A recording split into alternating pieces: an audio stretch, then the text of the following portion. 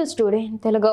Doctor B R Ambedkar Konaseema జిల్లా కొత్తపేట నియోజకవర్గం ఆత్రేయపురం మండలం ర్యాలీ రామకృష్ణ జిల్లా పరిషత్ హైస్కూల్లో డొక్కా సీతమ్మ మధ్యాహ్న భోజన విద్యార్థులకు సరిపోకపోవడంతో ఆందోళన వ్యక్తం చేశారు. విద్యార్థులు తల్లిదండ్రులు పాఠశాలకు వచ్చి విద్యార్థులను అడిగి తెలుసుకున్నారు. 250 మంది విద్యార్థులు ఉండగా 100 కోడిగుడ్లు ఇచ్చారని, విద్యార్థులందరూ భోజనం రుచిగా లేకపోవడం, టైంకి పెట్టకపోవడంతో విద్యార్థులు ఆందోళన చేసినట్లు తెలిపారు. వంట వండడం సుమారు మధ్యాహ్నం 3 గంటలు అయింది. ఇటువంటి పొరపాటు జరగకుండా చేస్తామని భోజనం వండే వాళ్ళు తెలపడంతో విద్యార్థుల పేరెంట్స్ ప్రభుత్వం ఇచ్చిందా లేక మీరు పెడుతున్నారా, అసలు మెనూ ప్రకారం విద్యార్థులకు అందజేయాలని అన్నారు.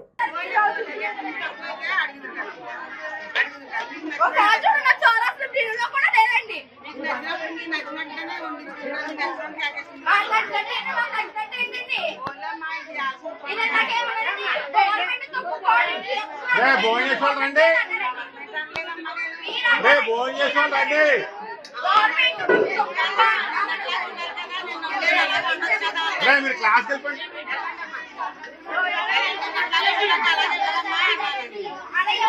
భోజనం చేసుకోండి.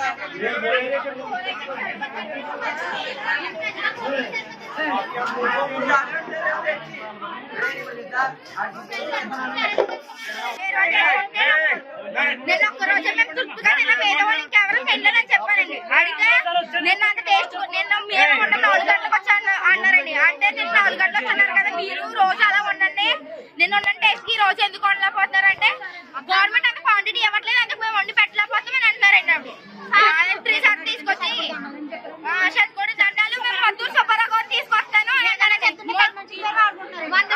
లేదండి. ఆ సార్ గారిని తీసుకొచ్చి అడిగితే మనిషికి 8 గ్రాములు నూనె వేయాలమ్మా, ఇంకొక నూనె డబ్బా ఇవ్వండి, అప్పుడు మేము టేస్ట్ కూడా పెడదామని అంటుందండి. మరి ఆవిడ 3 దండాలు మీకు నేను మద్దూరు సుబ్బారావు తీసుకొస్తానంటుందండి. 250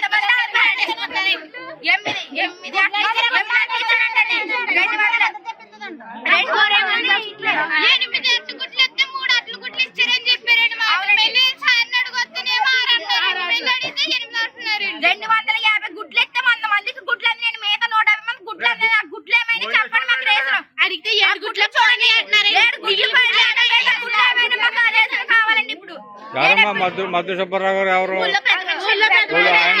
ఆయనకి స్కూల్ కి సంబంధం ఏముంది?